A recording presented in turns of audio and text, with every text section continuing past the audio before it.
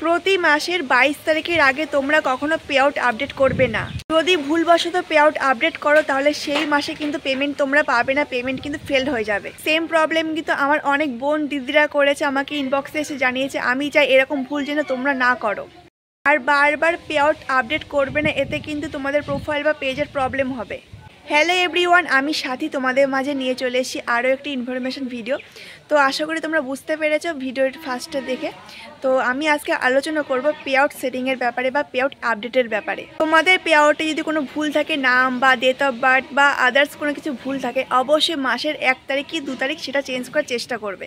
যদি মাসের লাস্টে বা মাঝখানে চেঞ্জ করো তাহলে কিন্তু তোমাদের পেমেন্টটা পাবে না, পেমেন্টটা ফেলড হয়ে যাবে। কারণ আমরা যখন পে আউট আপডেট করি তখন কিন্তু আমাদের পে আউট সেটিংটা 5 দিনের জন্য হোল্ড থাকে।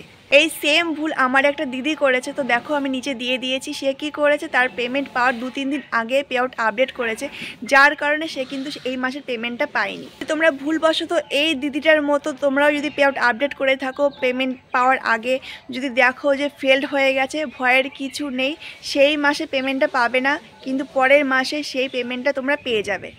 তোমাদেরকে একটা কথা বলতে চাই, তোমরা বেশি কিন্তু পে আউট আপডেট করবে না। একবার আপডেট করেছো, একবার চেঞ্জ করেছো, ওটাই ঠিক আছে। বারবার আপডেট করলে কিন্তু ফেসবুক কনফিউজ হয়ে যাবে, ভাববে যে ফেক অ্যাকাউন্ট বা রেস্ট্রিকশন চলে আসতে পারে। বারবার কিন্তু চেঞ্জ করবে না। যেমন $25 একবার করলে, $100 একবার করলে, কিংবা পেপ্যাল অ্যাকাউন্ট একবার করলে, যেটা করবে একবারই করবে, বারবার কিন্তু করবে না।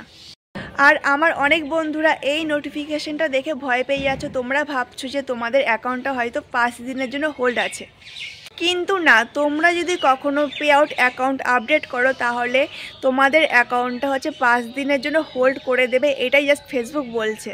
আর তোমরা যদি কেউ পেপ্যাল অ্যাকাউন্ট অ্যাড করে থাকো তাহলে কিন্তু সেই পেপ্যালের অ্যাকাউন্ট হচ্ছে তোমাদের 22 তারিখে ফেসবুক থেকে প্রসেসিং হয়ে কিন্তু পেইড হবে, আর 2 ঘন্টার মধ্যে কিন্তু পেপ্যালে পেইড হয়ে যাবে। অনেকে ভাবো পেপ্যালে অ্যাড হওয়ার পর তোমাদের ব্যাংকে চলে আসবে, কিন্তু না, ব্যাংকে আসতে অন্তত 2 থেকে 3 দিন সময় লাগবে। আর পেপ্যালে সব ডিটেলস দিয়ে দেবে যে তোমরা কত ডলারে কত টাকা পেয়েছো এবং কত তারিখের মধ্যে তোমাদের ব্যাংকে ট্রান্সফার হবে। আর একটা গুরুত্বপূর্ণ ইনফরমেশন হচ্ছে, পেপ্যাল থেকে যখন তোমাদের ব্যাংকে যাবে তখন কিন্তু 200 কি 300 কিংবা 400 কিন্তু আমাদের ট্যাক্স কাটবে। আমার অনেক বন্ধুরা আছো, তোমাদের হয়তো $100 করা আছে, তোমরা হয়তো $25 করতে চাও, কিন্তু $25 তোমরা করতে পারছো না, ফেসবুক হয়তো দিতে চাইছি না তোমাদেরকে।